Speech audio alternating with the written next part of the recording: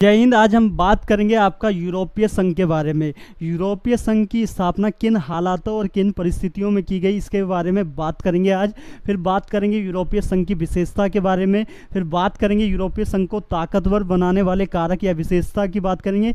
फिर बात करेंगे यूरोपीय संघ की क्या कमजोरियां हैं। ठीक है, अब दुनिया के किसी भी ऑर्गेनाइजेशन के बारे में पढ़ो तो आपको कहीं ना कहीं उन ऑर्गेनाइजेशन के बारे में कुछ ना कुछ तो भाई कमियां देखने को जरूर मिलेगी। ठीक है, देखो यूरोपीय संघ की बात करें तो आपने दूसरा विश्व युद्ध तो पढ़ा होगा। दूसरा विश्व युद्ध कब से कब हुआ था, याद रखना 1939 से लेके 45 में तक हुआ था। ठीक है, यानी 39 से 45 तक हुआ था।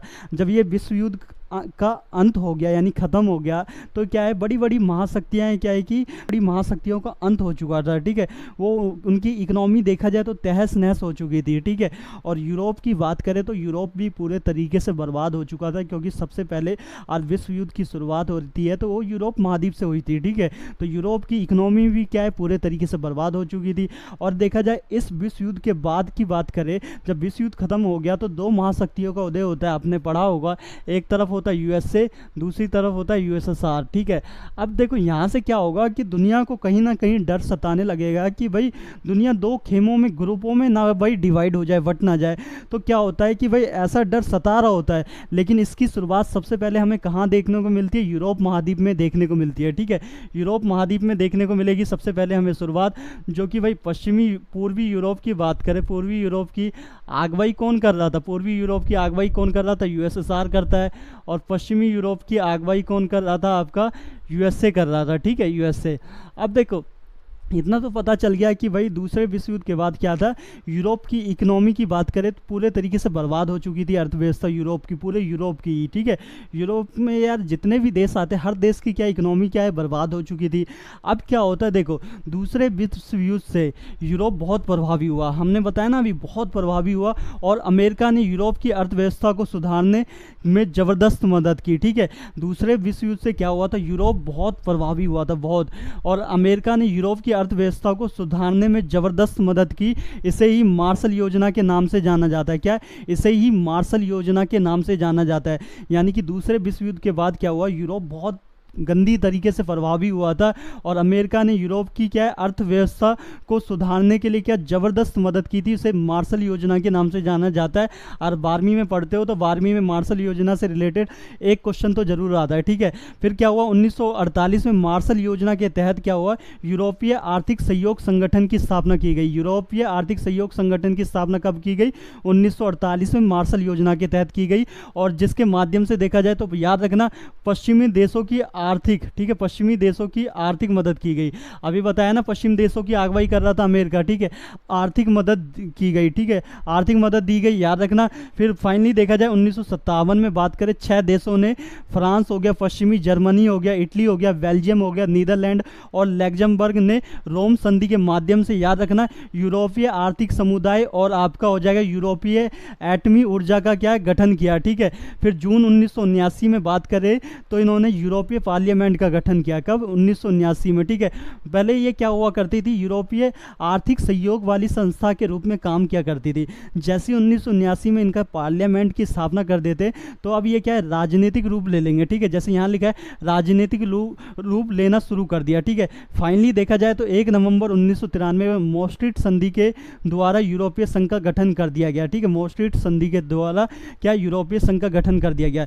लेकिन 12वीं क्लास में अगर आप पढ़ते हो तो याद रखना वहाँ पे क्या आएगा, 1992 आएगा। ठीक है, क्योंकि अभी तक 12वीं की बुकें अपडेट नहीं है। ठीक है, टीचर भी अपडेट करना नहीं चाहते और सीबीएसई जो माय फेवरेट बोर्ड है वो भी अपडेट करना नहीं चाहती। ठीक है, तो याद रखना 1 नवंबर 1993, और पेपर में और 12वीं क्लास में तो 92 याद रखना। ठीक है, 92 में गठन किया गया था, और किताब के हिसाब से बात कर रहा हूँ मैं।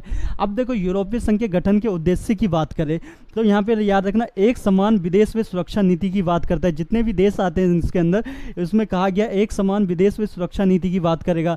आंतरिक मामलों तथा न्याय से जुड़े मामलों पर सहयोग करेंगे। ठीक है, एक समान मुद्रा का चयन होगा। ठीक है, मुद्रा यानी कि यूरोपीय संघ की मुद्रा है, यूरो नाम है, याद रखना। वीजा मुक्त आवागमन की बात कर रहा है। आप भाई क्या है कि एक दूसरे, देखो भाई, अगर भाई दूसरे देश में जाना है तो कोई वीजा नहीं लगेगा, और वो यूरोपीय संघ का सदस्य है। ठीक है, याद रखना। अब आता है यूरोपीय संघ की विशेषता की बात करें, यूरोपीय संघ ने आर्थिक सहयोग वाली संस्था से बदलकर राजनीतिक संस्था का रूप ले लिया। कब ले लिया 1979 के भाई, जब इन्होंने किसका निर्माण कर दिया, अपने पार्लियामेंट का। यूरोपीय संघ याद रखना विशाल राष्ट्र राज्य की तरह कार्य करने लगा है, ठीक है, बहुत बड़ा है, ठीक है। इसका अपना झंडा, गान, स्थापना दिवस और अपनी एक मुद्रा है, याद रखना, झंडा है, गान है, स्थापना दिवस है और इसकी एक मुद्रा है, ठीक है। अन्य देशों से संबंध के मामले में इसने काफ़ी हद तक साझी विदेश और सुरक्षा नीति अपना ली है, ठीक है, नीति बना ली है, याद रखना। अन्य देशों से संबंध के मामलों में इसने क्या है, काफ़ी हद तक साझी विदेश और सुरक्षा नीति बना ली है, याद रखना। यूरोपीय संघ का झंडा जो है उसमें याद रखना 12 सोने के सितारे से घेरे रूप में है। वहाँ के लोगों की पूर्णता, समग्रता, एकता और मेल मिलाप का क्या है, प्रतीक है, याद रखना। ये क्वेश्चन पूछता है यूरोपीय संघ के झंडे में कितने सितारे हैं, सोने के सितारे क्वेश्चन पूछेगा तो 12 है, जो कि उनकी पूर्णता, समग्रता, एकता और मेल मिलाप का प्रतीक है, ठीक है, याद रखना। ये यूरोपीय संघ की विशेषता थी। अब यूरोपीय संघ को ताकतवर बनाने वाले कारक या विशेषता की बात करें तो 2005 में ये दुनिया की सबसे बड़ी क्या है, इकोनॉमी थी, ठीक है, अर्थव्यवस्था थी। और इसका सकल घरेलू उत्पाद की बात करें तो ये अमेरिका से भी ज़्यादा था, याद रखना, 2005 में। इसकी मुद्रा जो है यूरो अमेरिका के डॉलर के प्रभुत्व के लिए खतरा बन गई है। इसकी मुद्रा कौन सी है, यूरो है, ठीक है। उसके बाद विश्व व्यापार में इसके हिस्सेदारी की बात करें अमेरिका से 3 गुना ज़्यादा है, ठीक है। विश्व व्यापार में इसके हिस्सेदारी अमेरिका से 3 गुना ज़्यादा है। इसकी आर्थिक शक्ति का प्रभाव हमें कहाँ कहाँ देखने को मिलता है, यूरोप महाद्वीप में तो देखने को मिलेगा ही, फिर एशिया में देखने को मिलता है, फिर अफ्रीका महाद्वीप के देशों पर देखने को मिलता है। उसके बाद आता है यहाँ विश्व व्यापार संगठन के अंदर एक महत्वपूर्ण समूह के रूप में कार्य करता है, ठीक है, विश्व व्यापार संगठन के रूप में। तो ये पॉइंट आपको समझ आ गए होंगे। 2005 में दुनिया की सबसे बड़ी अर्थव्यवस्था थी और इसका सकल घरेलू उत्पाद क्या है कि अमेरिका से भी ज़्यादा था, ठीक है भाई। और इसकी मुद्रा यूरो अमेरिका के डॉलर के प्रभुत्व के लिए खतरा है, ठीक है। विश्व व्यापार में इसके हिस्सेदारी की बात करें अमेरिका से 3 गुनी ज़्यादा है, ठीक है। इसकी आर्थिक शक्ति का प्रभाव यूरोप में हो गया, एशिया महाद्वीप में हो गया, अफ्रीका के देशों पर देखने को मिलता है। या विश्व व्यापार संगठन के अंदर देखा जाए एक महत्वपूर्ण समूह के रूप में कार्य करता है, ठीक है। इसका एक सदस्य देश है, याद रखना, फ्रांस, जो कि सुरक्षा परिषद का क्या है, स्थायी सदस्य है। इसके चलते क्या यूरोपीय संघ और अमेरिका समेत सभी राष्ट्रों की नीतियों को प्रभावित करता है, ठीक है भाई। जाहिर सी बात है प्रभावित करेगा, क्योंकि भाई संयुक्त राष्ट्र संघ में सुरक्षा परिषद का सदस्य है। जैसे कि चाइना कहीं ना कहीं भाई प्रभावित कर देता है, ठीक है भाई, प्रभावित कर देता है।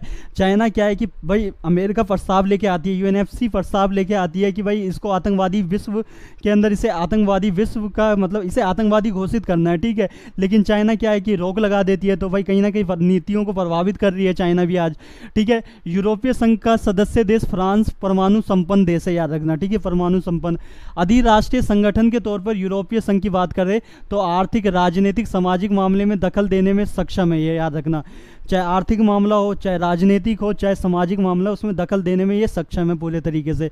भाई आप कमेंट करके बताना कि कितने इसके अंदर सदस्य देश हैं, हम भी देखें आपको कितना याद है, ठीक है। और अब यूरोपीय संघ की कमजोरियों की बात करें, हमने बताया ना शुरुआत में, कोई भी ऑर्गेनाइजेशन हो दुनिया का, उसमें कुछ ना कुछ कमजोरियां रहती है, ठीक है। इसके सदस्य देश की अपनी विदेश और रक्षा नीति है, जो कई बार एक दूसरे के खिलाफ है। जैसे इराक पर हमले के मामले में बहुत देशों ने भाई, जब अमेरिका ने इराक पर हमला किया तो बहुत देशों ने क्या है कि भाई अमेरिका के सपोर्ट में थे, बहुत देश के अमेरिका के खिलाफ थे, तो ये चीज़ हो गया। फिर दूसरा पॉइंट हो जाएगा यूरोप के कुछ हिस्सों में यूरो मुद्रा को लागू करने को लेकर नाराजगी है भाई। बहुत सारे देश कहते हैं हम भाई अपने इधर यूरो मुद्रा लागू नहीं करेंगे, ठीक है भाई, साफ सीधी बात है। डेनमार्क हो गया और आपका ये स्वीडन हो गया, ठीक है। डेनमार्क और स्वीडन मॉस्ट्रिट संधि और भाई साझी यूरोपीय मुद्रा यूरो को मानने से क्या है कि भाई मानने का विरोध करते हैं, ठीक है, मानने से इनकार भी कर दिया और विरोध भी करते आए हैं, ठीक है। फिर उसके बाद क्या है कि यूरोपीय संघ के कई सदस्य देश अमेरिका के गठबंधन में थे, और कई देश देखा जाए तो किसके गठबंधन में थे, वो यूएसएसआर के गठबंधन में थे, ठीक है। और ब्रिटेन, याद रखना, यूरोपीय संघ से जून 2016 में एक जनमत संग्रह के द्वारा क्या हो गया, अलग हो गया, ठीक है। तो ये सारे पॉइंट आपके क्लियर हो गए होंगे।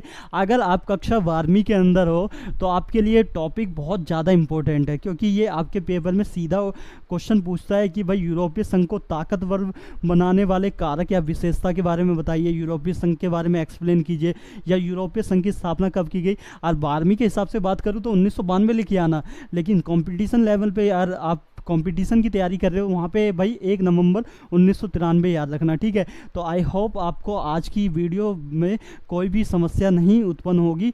हमारी पूरी कोशिश थी आपको समझाने की। मिलते हैं नेक्स्ट क्लास में, आप अपना ख्याल रखें, अपने परिवार का। अभी के लिए जय हिंद।